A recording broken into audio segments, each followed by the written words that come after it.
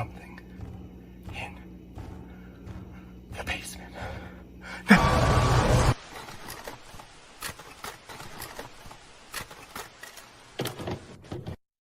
Voices from the Mausoleum is brought to you by the You Run Podcast Network and yourunpodcast.com. Hey, what's up, everybody? Welcome back to Voices from the Mausoleum, and welcome to our 100th episode of Found Footage Fridays with my OG co-host, Tom Reimer, and Steve and I, of course. It's like the Avengers of found footage now, you know? When our powers combine. Yeah, so 100 episodes. This is our 100th episode, and there's, we were talking about what we wanted to do and got some opinions, and we talked about, having Tom back already in general for Found Footage Fridays, obviously. And then like people who watch the show regularly wanted to see Tom too for the 100th episode. And so we worked through scheduling and made it happen. Your fans wanted you, Tom. They needed you. I had to, move things around a little bit to find time to be here, but I'm here. I'm happy to be here. Yeah, we're happy to have you back. And it's such a cool thing to think, like 2 years, 100 episodes. Crazy. Bananas. When Crazy. Tom and I first started doing this series, we were like, it took we started out with like both of us just taking up the whole screen, and then we started adding pieces and making it more unique. And Tom came up with for those of you who don't know, Tom came up with a tapes rating system so that it was on theme, and we just kind of built out this series. And it's been one of the most successful, if not the most successful, and the most consistently successful series on the channel. So definitely wanted to do something special and bring you back, of course, for the 100th episode.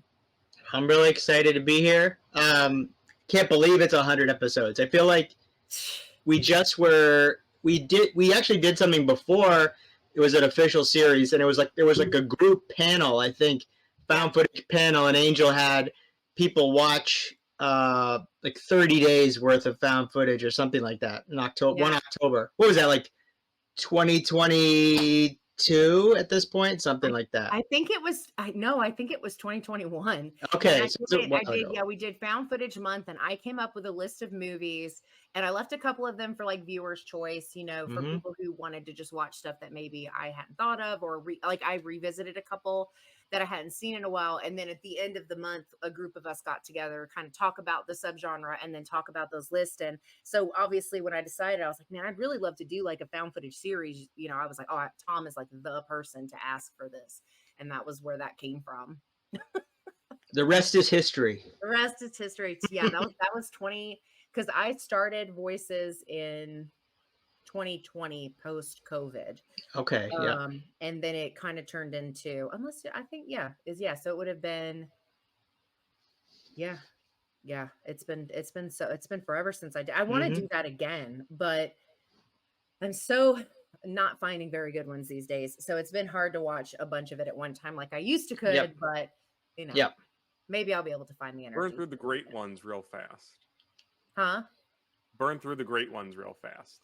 Yeah, I think we have already. That's the problem. There aren't any great ones left to see, so it's just finding stuff. Of course, we found random. Hopefully, great ones to come. Yeah, there'll be more. It's just it's not one every week. It's hard to find one. Yeah. That's true, and definitely probably not 30 to go through all at one time quickly like that. So, But yeah, so we're going to talk about some different subcategories of favorites in the subgenre. But, Steve and I just hit like a massive milestone on the channel. We have a ton of new subscribers. We get different viewers all the time now. And so even though Tom and I have technically already done our top list for found footage, we did that as an intro episode back in 2022. But we wanted to kind of revisit a top 5, let Steve do his top 5. So we'll do those kind of quickly, and then we'll jump into like our more meat part of the conversation. So Tom, I'm gonna let you go first with your rapid top 5 for found footage. Okay. So if you've watched the show, I've probably done versions of this top 5 more than once. But I think I've solidified my 5 because when it comes down to it, there's only a few, 5 maybe, that I would rewatch and have rewatched, and some of these are even on my like standard viewing for October now. So that's how sort of I finally came down to it. So Number 5, coming in at number 5 for me, because I'm going to do this in reverse order, Okay. would be that The House is October Built. Number 4, Angel's going to love this one. It's Creep. Yep, you knew what I was going to say right there. Of course. There's going to be a Creep show now. Oh, I know. It's so exciting. Yeah, I know. Number 3, Gonjam Haunted Asylum. 2, Hell House, LLC. And number 1, of course, is the Blair Witch Project. Yeah. It hasn't changed too much, I think, since your original. Nope. I mean, there have been new ones that I've liked, and I've kind of gone back and forth. But that's been my top 5 for a while. Yep. Yeah. Yep. Yep. Yeah. Yeah. Okay. All right, Steve, what you got for your rapid top 5? Cloverfield. That was my introduction. Well, besides the Blair Witch, that's like my introduction to found footage. Okay, It's sort of right. like Angel, you always say Blair Witch is sort of It's a thing of its own. You know? Yeah. So Cloverfield, Horror in the High Desert, Ghostwatch, I love Ghostwatch. and Late Night with the Devil is up there. Oh, that's a new one. Yep. And so because it's a bit of a genre diversion, I put Chronicle with the caveat is if we don't want to consider that found footage because it's not horror, but it is found footage. Yeah. I would put, even though I know Angel doesn't love this, Dead Scream. Because that movie had me ruffling so hard and I enjoyed the hell out of that. Oh, meanwhile, I was like, how much longer is this? Can you raffle right now? I'd like to hear. That was so. I made myself. You had the shoulders go in there. I always say this when Deadstream comes up. As much as I hate it, I love what it did for my favorite subgenre because I feel like it really pushed it into a little bit. Like I feel like after Deadstream was when people were like, "Hey, I'm looking for more found footage Rex. I love Deadstream. I got to see more of this stuff." And then I feel like that's when people finally started going, "Oh, hey, this is a really cool subgenre," and people started really paying more attention. Yeah. VHS did it like a little bit, but I feel like Deadstream for whatever reason just really liked, because I think people thought found footage was limited to Blair Witch Project or Running through the woods. Yep. yeah, like it had to be something very specific, and then they weren't realizing like, oh, it could be like funny, it could be, and I think it just kind of it pushed it into a newer audience, which I greatly respect about it because I love seeing all these people coming to this subgenre finally and really giving it the love it deserves. So I give it. Yeah, I kind of Deadstream was like pop found footage. I think it's as it is like the VHS movies. You know. Yeah. Well, you say VHS, but I think I didn't include it because it's a short film. It's one segment from VHS 94, but I think the mech episode or the Android episode or segment from VHS 94 is probably one of the greatest pieces of found footage. That's the doctor one, right? Where he's like changing people and like doing stuff to right. But you're it's the POV of the cyborg, of the person that he put and it's very heartbreaking. It's so good. Yeah, I think it's like one of the most emotional pieces. It was so good. Yeah. I love that one too. Yeah. My top 5 is, I say this all the time when we have to do lists, especially as horror fans. It's hard because my lists change based on mood. So I sort of approached my top 5 as like my top 5 found footage horror movies that I tend to recommend to people that I feel like enough people haven't seen. And so that's kind of like, there's still definitely favorites. A couple of these are not going to surprise anybody. But my number 5 is Butterfly Kisses. Oh, that's great. Yeah, that's a good one. That's such a good one. Tom and I got to interview the concept artist for Peeping Tom. If you have not seen that episode, he gave us like behind the scenes footage and stuff. Please go check that one out. It was such a cool conversation to learn about like filming that one. But that one is so good. And I feel like just now I'm starting to hear people talk about it more. But it used to be like when it came up, I had never even heard of it. And then I watched it. And I was like, oh my God, why are more people not talking about it? My number 4 is Live Scream. Good.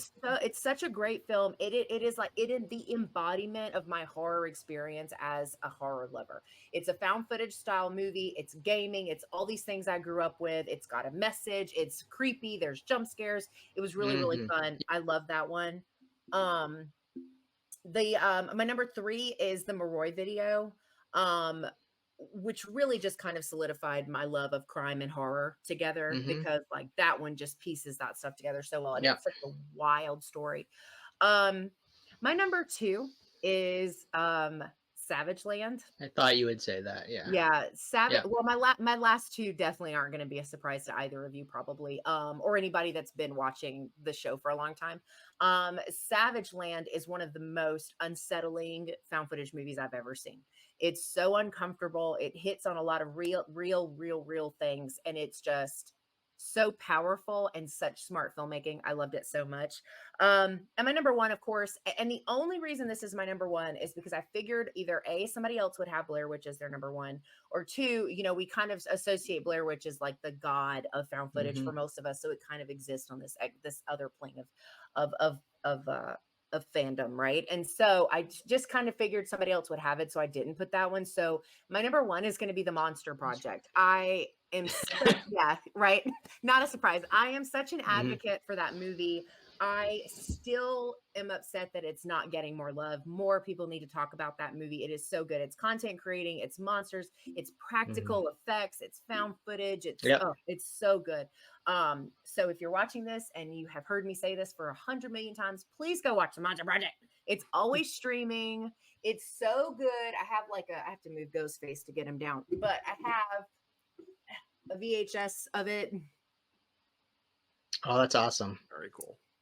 Please, y'all, go watch this movie and then DM the writer director and tell him to come on the channel. Because I would kill to get to interact with these people and talk to them about that movie, but it's so good. So that's my top 5. If you haven't seen any of the movies we're talking about, highly recommend adding them to your TBW because they're all solid, including Deadstream, which may be for more other people than not me. But I wasn't the target audience, so that's okay. Hey, nobody said dash cam. Oh, Jesus.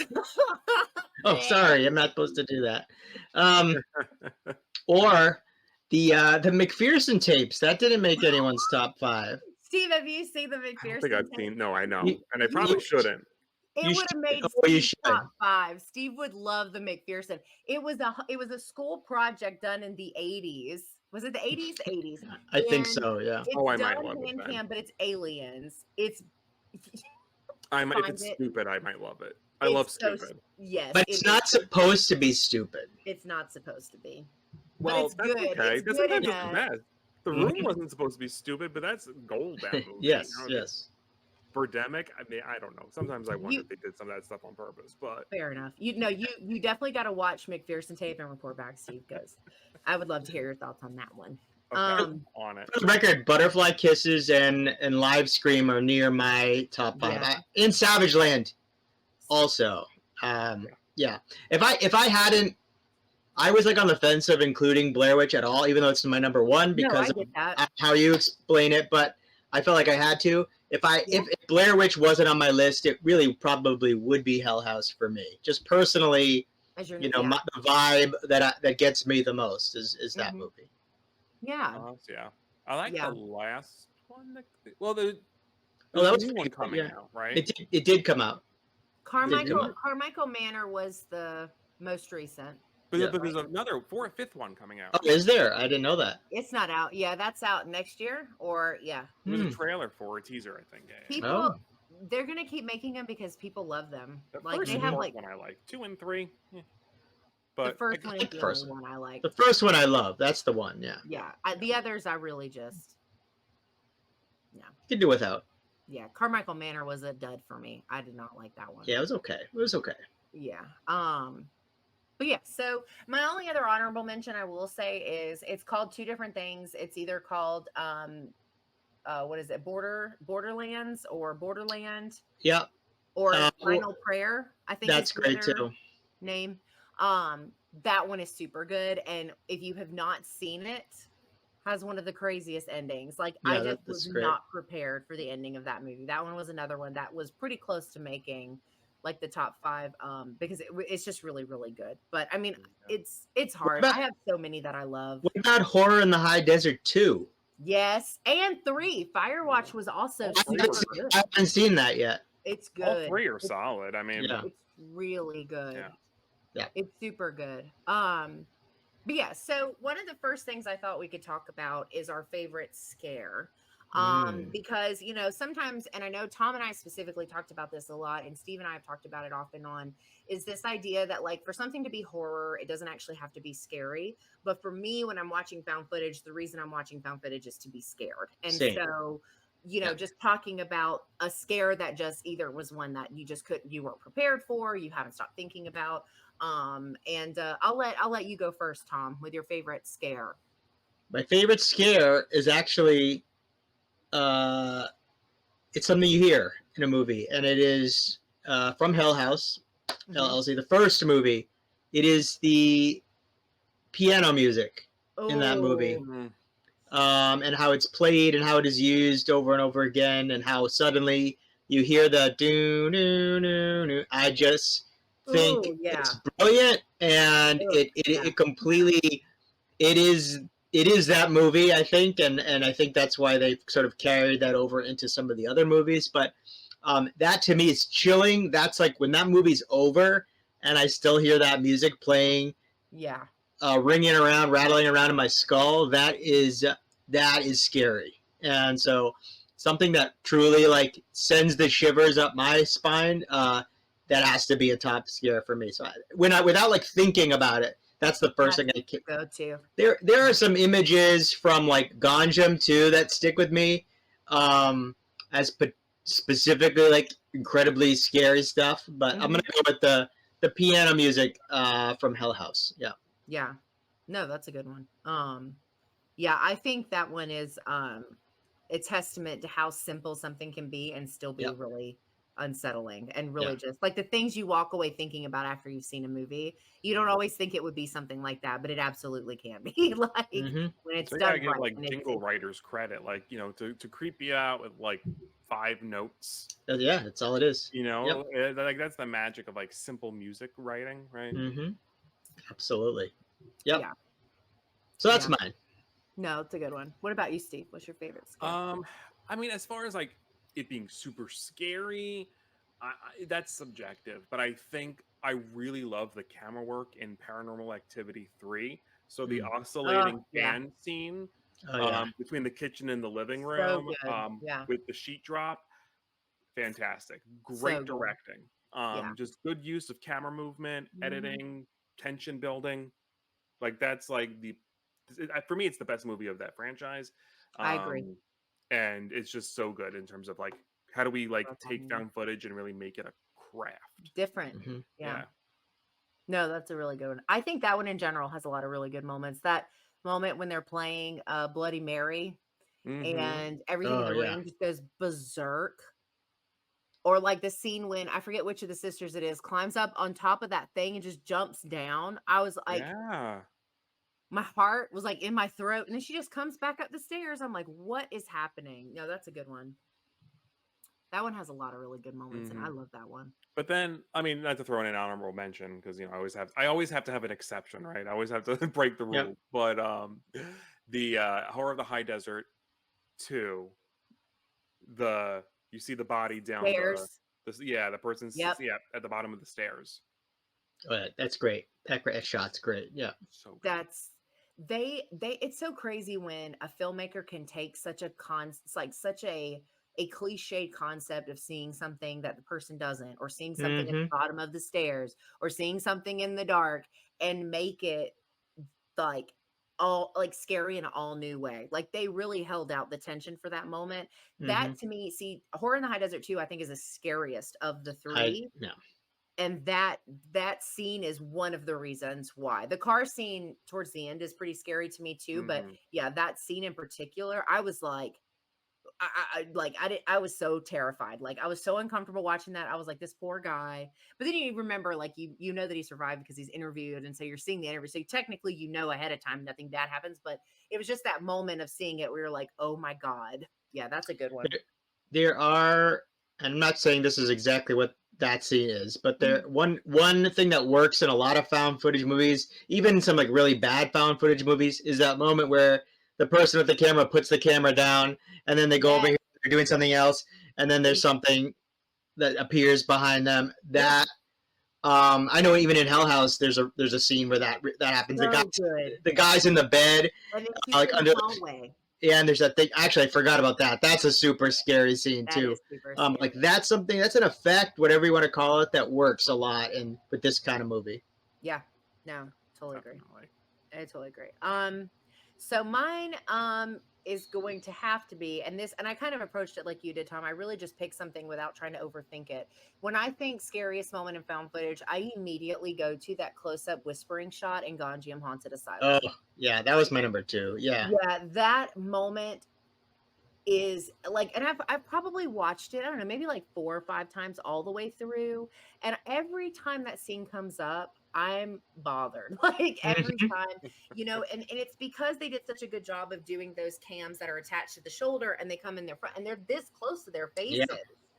And her eyes are black and she's super close. And she's just whispering a bunch of stuff that we have no idea what she's saying. And like, absolutely terrifying. Like that scene, it's like one of very few moments on a first watch where I had to make myself look at it. Yep, and not because it's like a gross out gory thing. No. It's like, Just like she's too scary. close to me, right? She's too close is really yeah. Yeah, no, she's about to come through my TV. I gotta look away. I gotta blink her.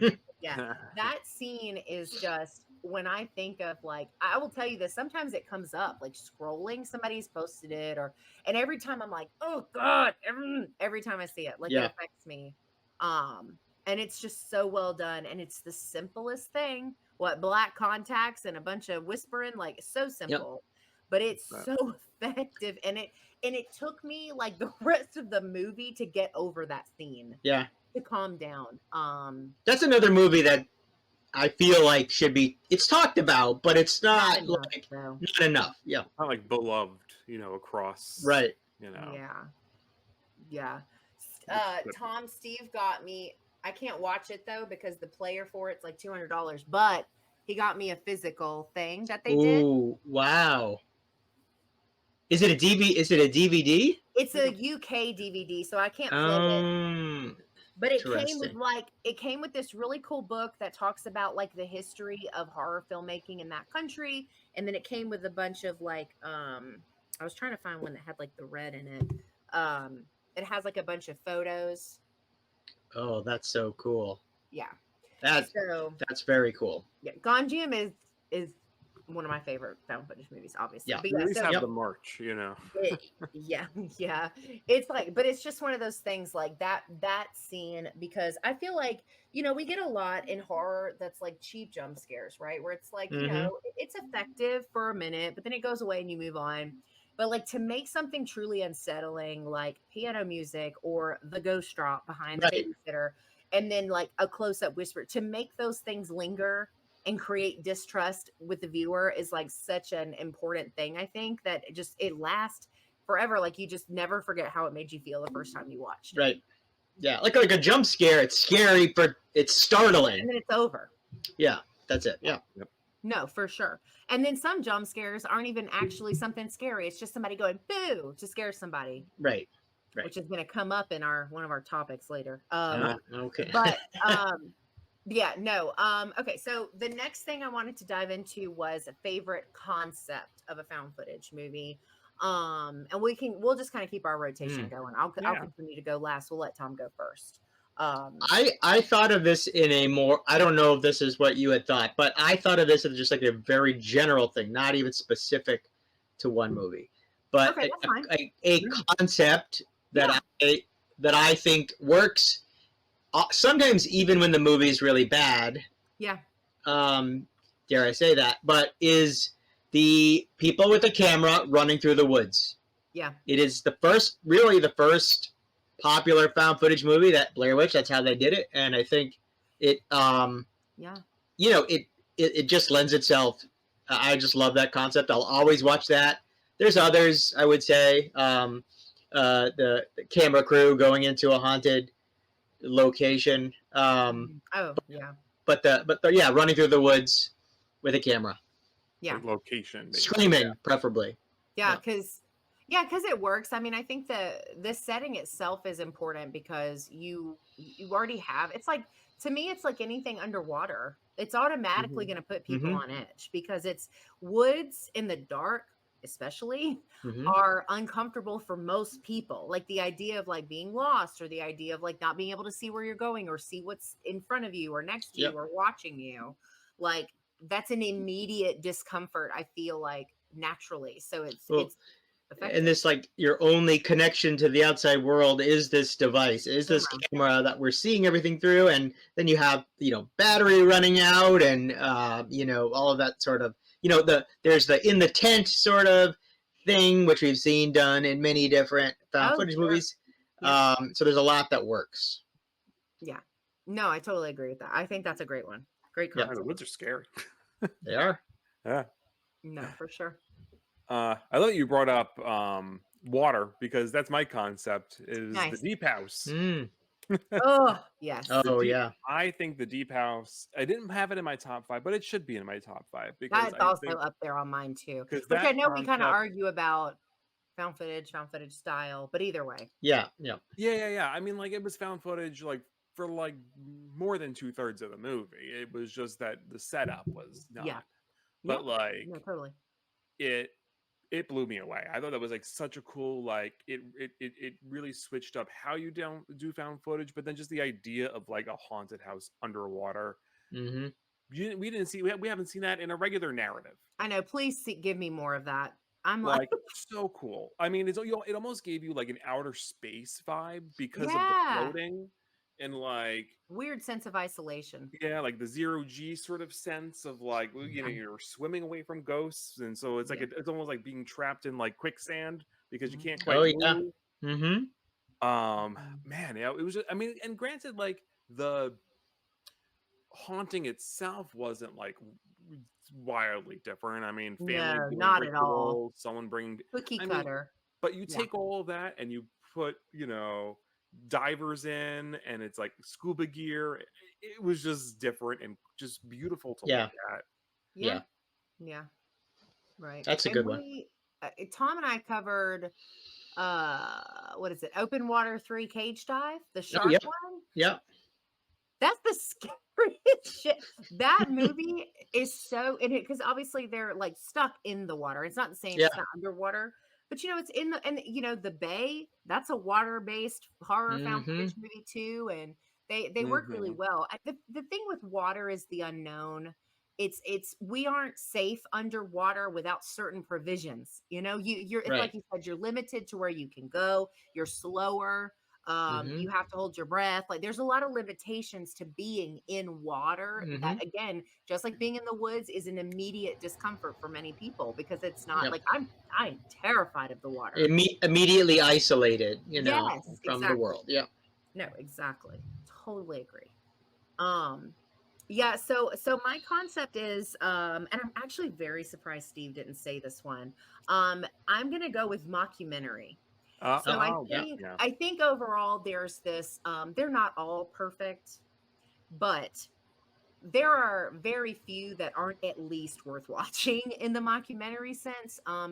We've got Lake Mungo was kind of my introduction to this. And then you've got there's been Horror in the High Desert. All three of those are mockumentary. Yeah. Why am I blanking on all the really popular ones? Savage Land, you said. Savage Land, thank big you. one. Yeah. Yeah. So this sense of like, this is a documentary because this really happened, because again, we go into found footage for this feeling of like, this is reality. This is real. Hell House is technically one, right? It's both. It starts off as like yes. Both. It starts off as a mockumentary, and then it's just the footage, and then it ends. It's a bookended. Yeah. Yeah, and there's just so many of them that are like that I think they just work like so well. I mean, and it's like you get into found footage because you're like, okay, this is filmed on a phone, it's filmed on a hand cam, it's filmed on security, it's filmed from a doorbell, whatever it is, right? This is real life, this is really happening. I can get, kind of submerged into it. But you add the fact that it's set up to be a documentary, and that adds layers of like I was, and I know I said this when Tom and I covered this, but like when I watched Savage Land, there were moments of it where I had to really make sure I wasn't actually watching a documentary. Poughkeepsie tapes, same way. You get to a certain point where you're like, I feel like that's real life. You know what I mean? And that movie bothered me in a different way. Like, that's not a movie I would ever choose to rewatch. Yeah, I'm good. One and done. I was like, that movie made me uncomfortable. Like, not even in like I'm scared way, but I'm just uncomfortable because it felt too real. And I mean, an hour and a half with a psychopath, and it felt a little too real. Too much. I mean, one of my favorite things that some found footage movies can do, and what I think makes them so good, is that they can feel so real. But that movie felt too real in like the wrong way. Like, not really what I'm looking for. Listen, I agree with that. And then what was the one, Tom, do you remember the name of the one that was about the school shooting? Oh, no, I don't remember. But was not rough. That was rough.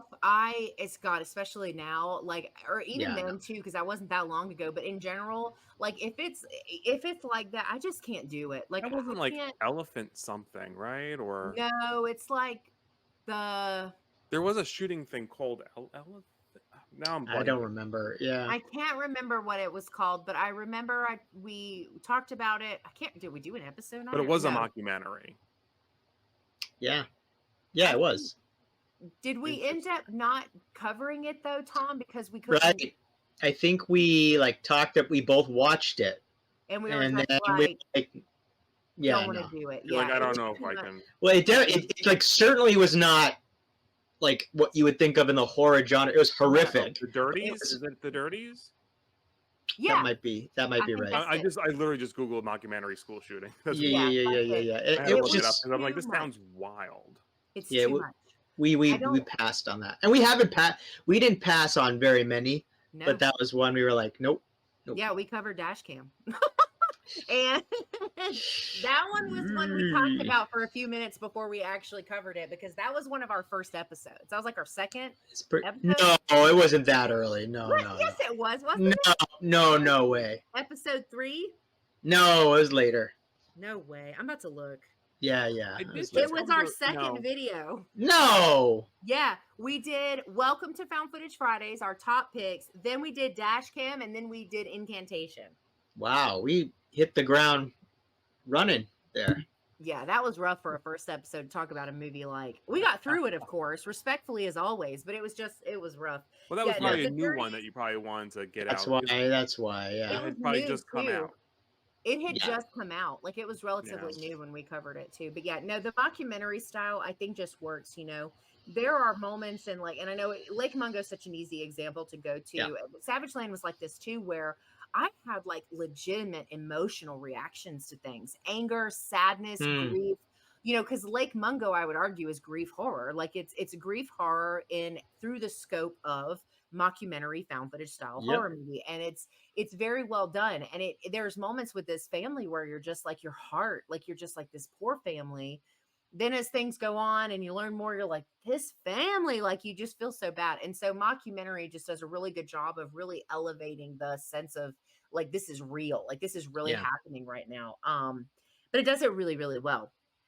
And it's my favorite concept. If somebody's like, oh, hey, new horror mockumentary, whatever it is, I'm gonna give it a shot. Like, I'm down.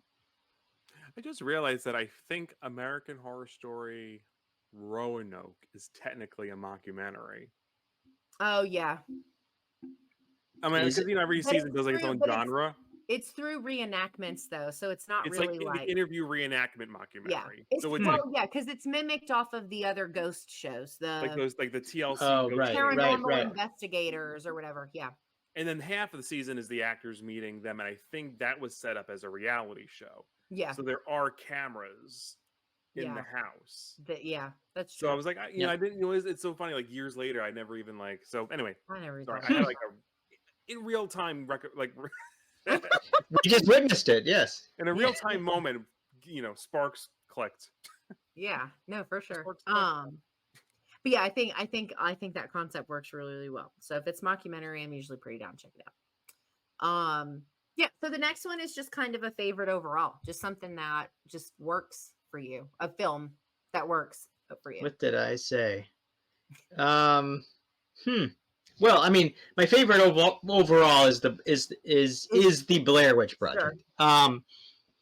I told this story many times on the show, but like I remember sneaking into the movie theater to see that movie. I remember the feeling that I left with. That is it or isn't it real? So even though I sort of like intellectually knew it was, that knew that it was fake, you're able to convince yourself. You're able to trick yourself because it's so well done. Mm-hmm. Nothing will ever be. You can't duplicate it because it already happened. The marketing around that, where they even went as far as to create a fake website to convince people that this was real.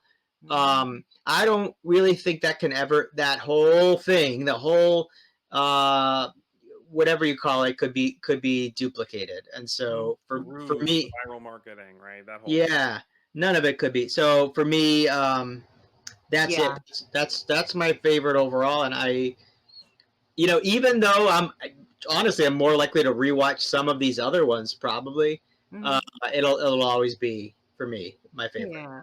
No. Yeah. I get that. I was late to the game on Blair Witch. So as much regard as I have for it, I was so late to it. I didn't really get, because I was so young.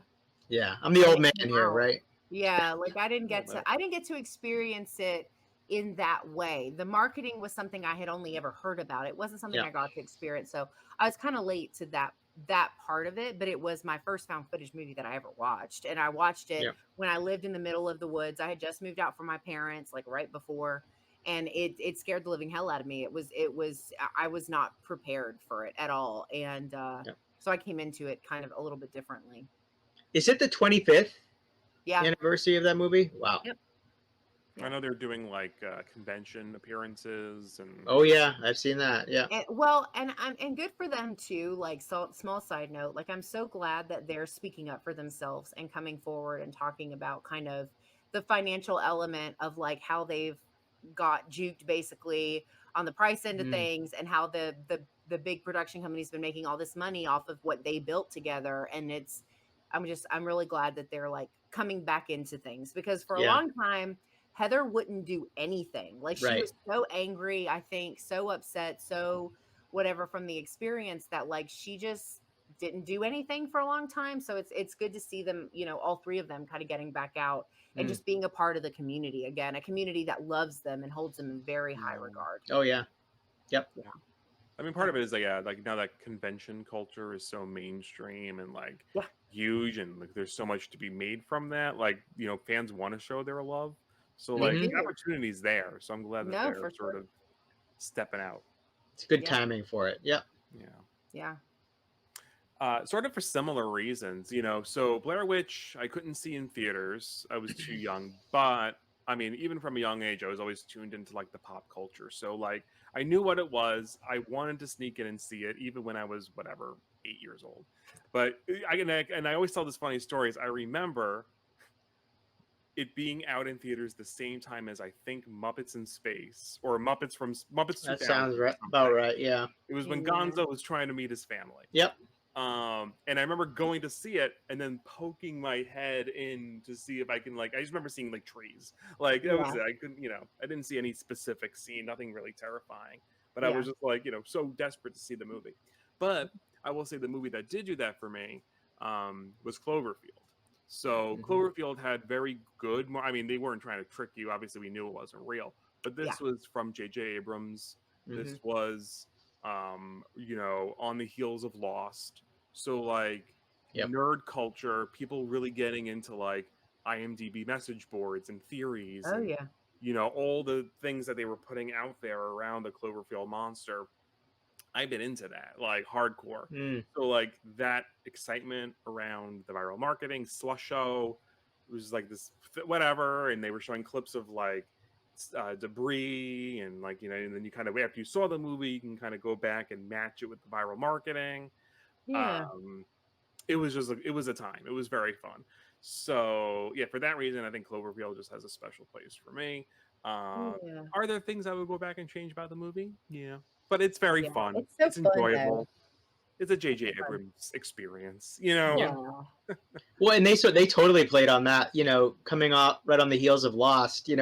Anything that had his name attached to it at that time was going to be gold. And like it had the same sort of feel as like the smoke monster. What is this thing in Lost? It was the same idea where they weren't going to show very much, at first in Cloverfield. So yeah, I totally get that.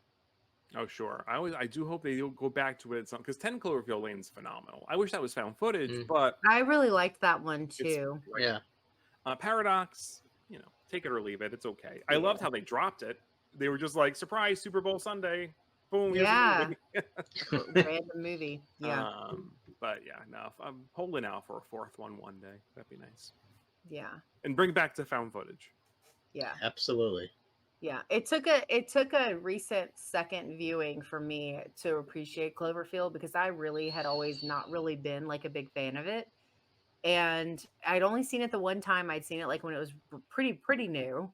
And I didn't I just was like, ugh, like I didn't think it was that great. And then I was like, I need to revisit. So I revisited it and I was like, that's insane to me because I ended up really loving it on a second watch.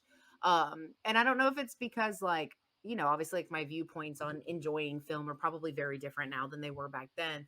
But yeah, I loved it. I think it's super fun. And I love anything alien, anything I'm here for. Like it's just one of my favorite things. And there really just isn't enough. I mean, I know this is kind of like action, right? Like action-y, alien. There's a lot of shooting and stuff, but there are some pretty good, scary, tense moments too. And I think it balances all of those themes pretty good. But I would love to see more horror alien found footage movies. Like, oh yeah. Yeah.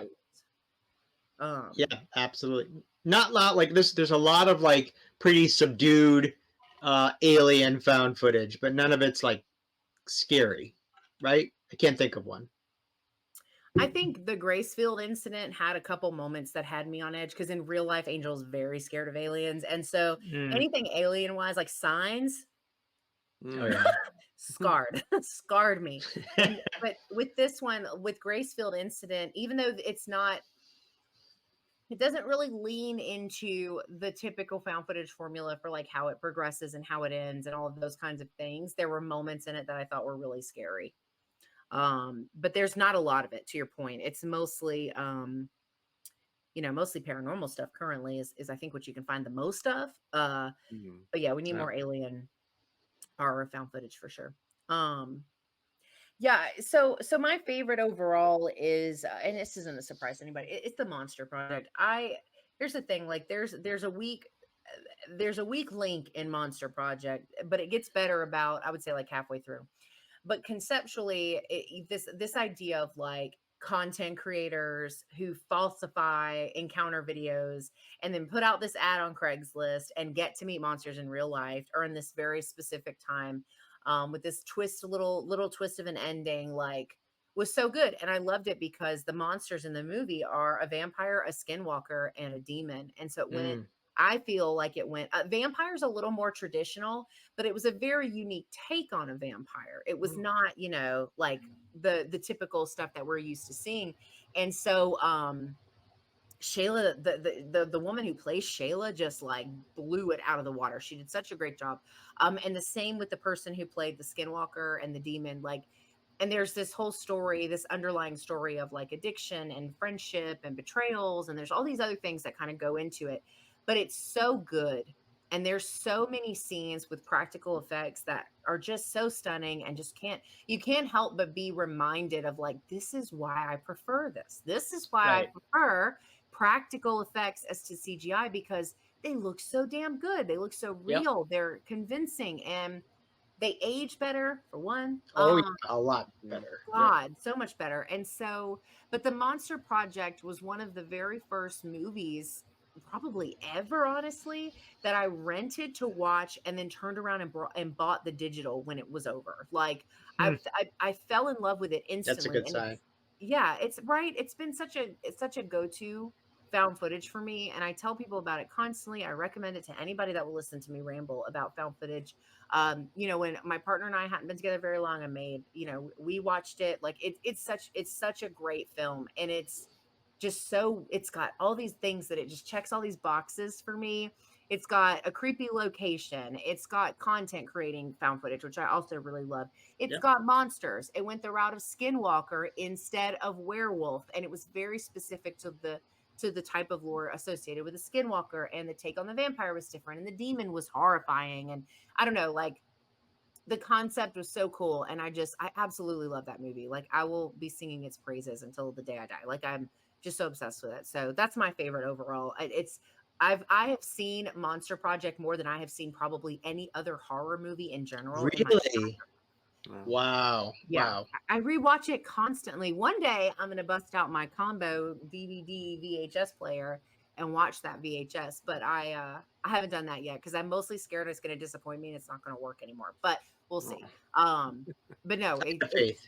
it's such a great film. I genuinely cannot recommend it enough. It's such a good film.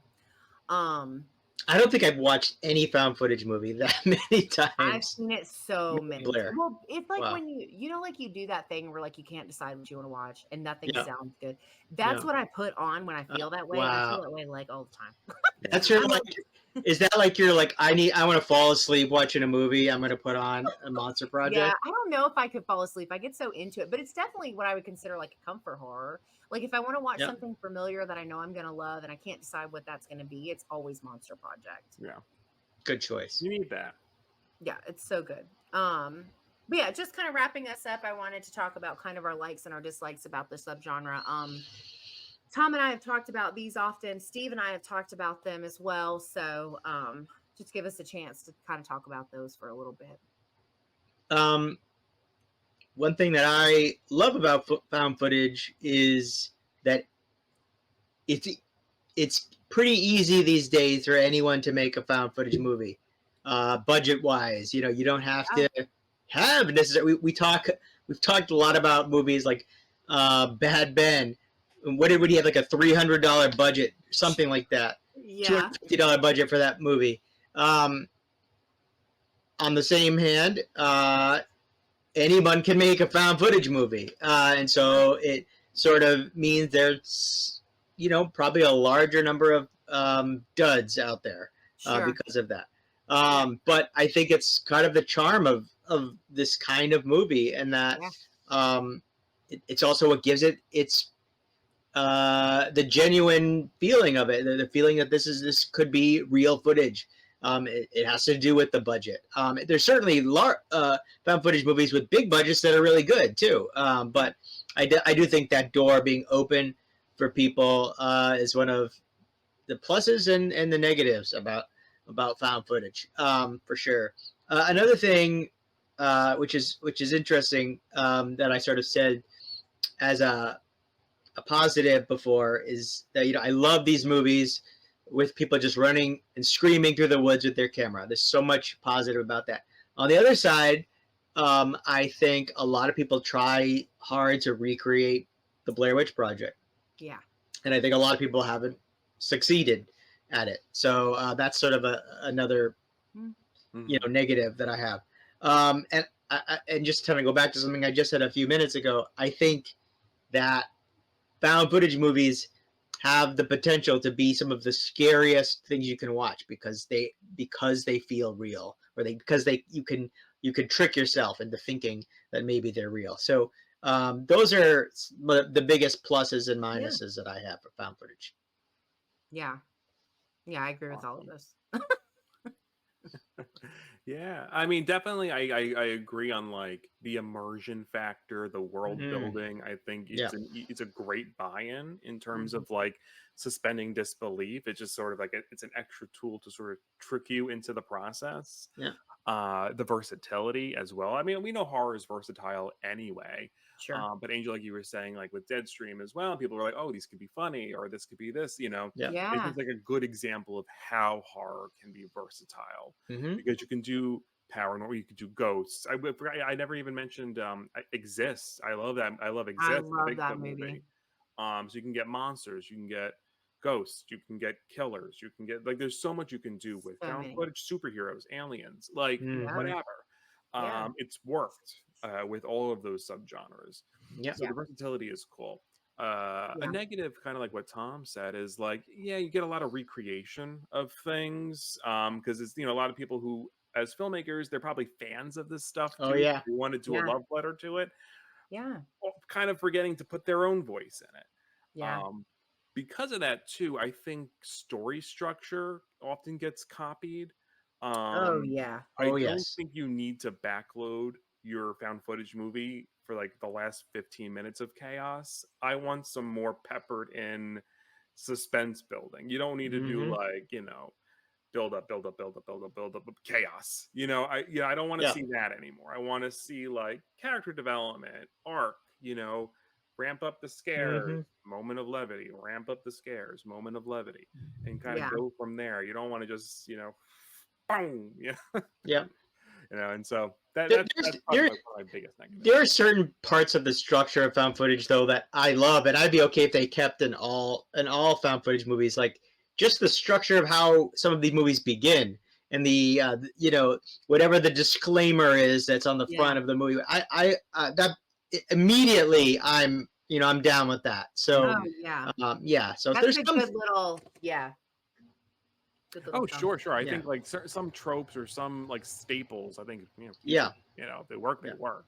But I want to see variety in story Absolutely. structure. That's why I've been digging. Like we've been diving into a lot of like the Japanese stuff because Japanese storytelling is very different. Very anyway, different. in terms of like you look at like a Miyazaki film and it's like they're A plot, B plot. They're like first act, second act. All that stuff is different from Mhm. like Western storytelling, and you see that shine pretty well with like Noroi and Moroi and Ganjam and a Ganjam. lot Oh, of them. You Ganjam. see a very different kind of structure.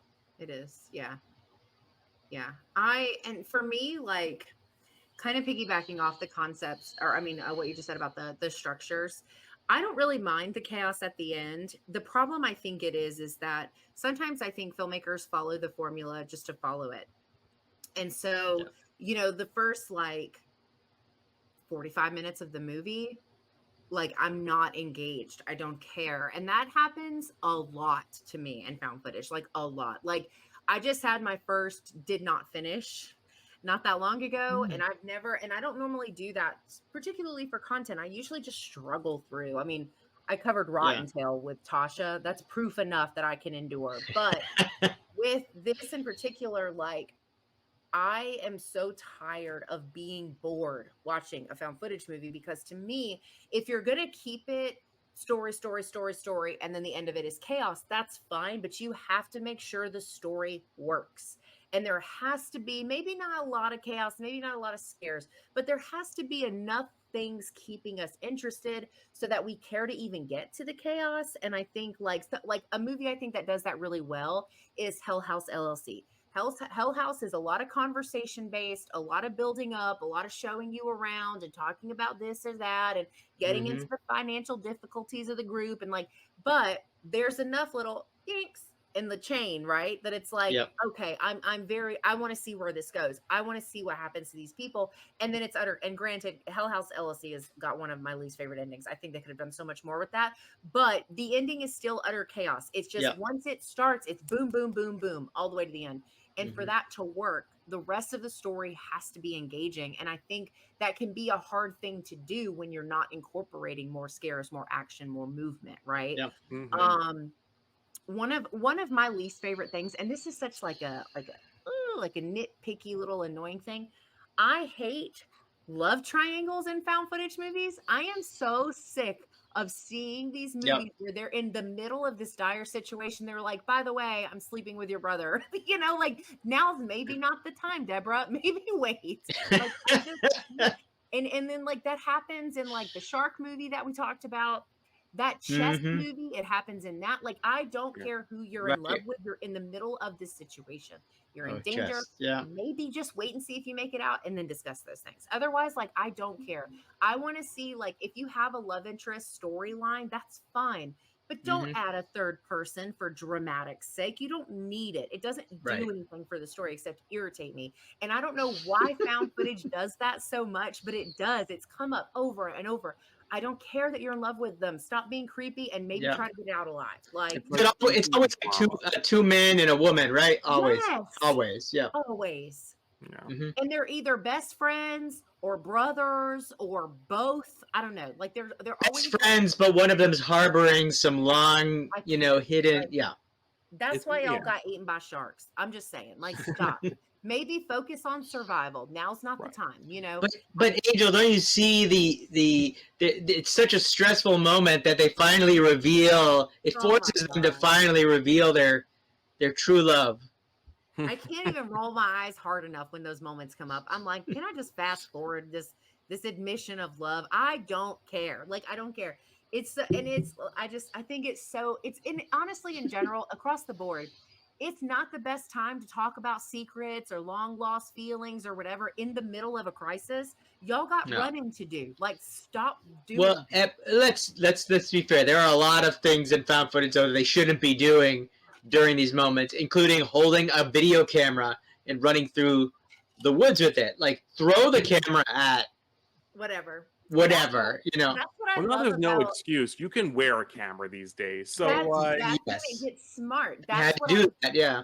that's one of my loves. One of my loves about found footage is this use of technology that we're getting now. And I know Tom wasn't as big a fan of this one as I was, which really I just really love the concept. I don't know about the execution, but Isaac Rodriguez, I think is his name. He has like 50 Yeah. billion found footage movies that he's made, and they're all brilliant ideas. They're just not executed flaw. He's getting there. As long as he keeps making movies, he'll Yeah. get there, I think, because his concepts are solid. But he did in a movie called Unknown Visitor that is told Oh, right. entirely from a Door Ring cam. doorbell. That is Yeah. cool. That is a super cool concept. So we've got Ring doorbells, we've got body cams, we've got security cameras, we've got cell Security phones, cams, yeah. we've got all these things. drones, like, I love Yeah. that. Yeah. I love that. I think it's such a unique thing. And then even carrying more into like the content creating stuff. Like I love people like, so Yeah. that's the thing. The reason I think the content creating stuff works the best is because people will be like, oh, like nobody would do that in real life. And I'm like, you clearly don't know a content creator determined to make money. Like Right. Jake Paul, was it Jake Paul or his dumb brother? There's two of them, right?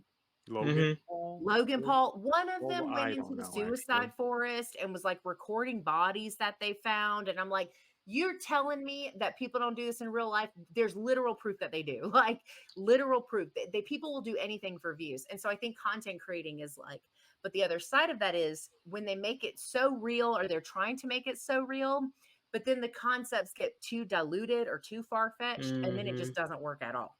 Yeah. And I think probably the internet is going to hate this. I think one of the best examples of that is Life of Bell. I think you took something that conceptually made sense, and then you added pieces of the writing into these characters that did not make sense, and then it made it too hard for me to believe that it was real, and that took me out of the experience. Yeah, I mean, realistic like decision making. That's true outside of found footage. Like, if you take Life of Bell and it wasn't a found footage movie, it Sure. still would be ridiculous. Like, some of the character decisions would still be ridiculous. Yeah, Um, no, for sure. you know, but we're sort of, I think we're outliers, you and I. We're like the only two people in the universe that didn't just love that movie. I will say the kids are going places though. Those kid actors, they're going. That's one thing we agree on. Yes, the They kids, were I so think, good. But yeah, so I just think that those are, yeah. Otherwise, I mean, I think one of the reasons I like found footage 3D so much, which is another one that if you haven't seen, you should. Oh yeah. Forgot about that. They cover, it's literally like the Scream of found footage movies. It's super meta. It breaks down the subgenre. It talks about the tropes and all these things, and I love it. It's so clever and fun. Wait, I which wouldn't one? I wouldn't say it's super scary, but it's very clever. It's a very Found clever footage 3D. Oh, okay. Oh, wait, but Yeah, it's like found an actual, like a narrative movie. It's a movie. It's literally a found footage movie about making found footage movies. Yes. Oh, cool. All right, It's cool. super good. Yeah. It's usually streaming, so you should check it out. It's super good. But Meta. they approach like what Tom was saying, the argument about like why you have to film, and it's just really very meta, but very, very cool. And I think it was a very unique thing to do with the subgenre as a whole, because there is always those questions of why are you still filming? Why do you suddenly want to record this? Why won't you put the camera down? And there's all these like back and forth things. And it even shows gags, like how they set up things to happen for scares. And it's really good. It's very clever. Good. That's another one. I would love to meet those people, like the people who made that, because it just blew my mind. Like I watched it and when it was over, I just had like the biggest smile on my face. I was like, this is great. Yeah. Well, you love Scream, so that makes sense. I do. Yeah, meta works for me sometimes in that sense, for sure. When it's done intelligently, it works for me. Yeah, but I was actually going to use Scream as an example of like, if you take like a non-found footage film, this is going back to like the story on like structure. Because Scream is a great movie in terms of like, you start hard and then you do character building and then you go crazy at the end. What if a found footage movie started hard, had some building, and then kind of went crazy again at the end? Like there's so much you can do in terms of like, where I was even thinking like, you talked about like the character drama stuff of like random love triangle. I was like, imagine like Mike Flanagan's Haunting of Hill House, the car jump scene as a found footage. You had a camera there, just watching two sisters arguing, and the tension breaks. And then Nell screams. Totally works as a found footage movie, but that's how you would be able to expertly put character tension into a found footage scenario. Yeah. You know, I think that's sort of like, you have to kind of look at like, you know, tell a narrative first, gimmick second. No, I agree with that. No, I think that's true. Yeah. I mean, and it's like, and on the meta side of things, there's such tiny examples of that in other films, like Halloween 3, Season of the Witch, when Tom Atkins is screaming on the phone and then he just makes eye contact with you through the screen. Like, you're like, oh my God. It's so good. That is good. I love stuff like that. Breaking the fourth wall. I'm here for it. Yeah. Sorry, I'm gonna have to watch found footage 3D. You are, yeah. Steve, I have zero doubts you will absolutely eat it up. It's such a fun movie. Cool. It really is. Well, cool. Well, thank you, Tom, for coming back and celebrating with us. Thanks for having me back. This was a lot of fun. Yeah. A little rusty, but this was a lot of fun. Yeah. No, there's a lot of shine left. Oh, thank you. It's hot in here. He's sweating a little. Yeah, a little bit. Before we wrap up, Tom, I wanted to give you an opportunity to talk about your book you have coming out. Oh, thank you. Yeah, I do have another book coming out in 10 days, actually. So on October 3rd, actually, for depending on when you're watching this video, October 3rd, my next book, it's called Buoygeist. It's a slasher, an 80s slasher. It's at 1988 on Cape Cod, literally in a video rental store. So it's got a kind of, there's tons of nostalgia. It sort of has, I Know What You Did Last Summer sort of vibe, although it's set in the 80s. And like all of my books, there's something you're not supposed to do. And if you do it, something bad's going to happen. And so, October 3rd, Buoygeist. Really excited about it. I hope you check it out. Yeah. Thank you. Absolutely. Yeah. No, of course. I think I've said this before, even before we did, like when we did found footage to start, but like I got connected with you by reading your books. That was how we connected. It was a fan first and then co-host and friend later, but it was, I'm super excited about your new one. I can't wait for people to have it and check it out. And it sounds like it's going to check a lot of boxes, which is always checks a lot about. Yeah. It's like personally, like, I mean, I'm a fan of this book and I wrote it. Yes. I guess I should be. Right. You should be. Yeah. No. Yeah, you should be. Yep. But cool. And I'll put Tom's links and everything in the description. Or Thank whoever you. posts this, we'll put it in the description for this episode. If you are watching this episode, I would like to remind everybody that Steve and I are doing a live Screamers watch along tonight. It will be, when are we starting? 8:30? 8:30. 8:30. I think Michelle and maybe Evan are going to try to come by and chat periodically if they can, not while we're like, but you know, in the chat. In the But chat, we're not going to be showing the movie. It's BYOC. Bring your own copy. But it will just be us chatting about the film and kind of experiencing it in live time. So if you're interested in checking that out, that will be tonight at 8:30 p.m. Eastern Standard Time. We'll do a countdown. That way, you know, later on you can always sync it up and if you want to literally watch it along at a later time. But anyway. Well, cool. Well, thank you guys so much for hanging out with us on this very special episode of Found Footage Fridays. Thank you to everyone that has stuck with this series. I mean, we have like regular visitors to this specific series. When there's not episodes, they're wanting to know why. They're keeping us accountable over here. You know, like genuinely like interested, asking if we're going to cover this or making recommendations. And it's been really cool to see that. And we've been seeing it, honestly. I feel like Tom and I saw it even when the show was relatively new. So anybody that's been keeping up for 100 episodes, thank you so much for the commitment. Because we've had some doozies to talk about in 100 episodes. So anyway, so thank you guys so much. Yay, 100 episodes. It's the first series so far to make it to that many. Wow. Yeah. So anyway, but yeah. Cool. Well, thank you guys again so much for hanging out with us. We hope you have a great rest of your weekend. Enjoy your week. We'll see you for the Live Screamers Live, and then we'll see you again after that for the next one. Happy birthday, Found Footage Fridays. That's right. You're an old man.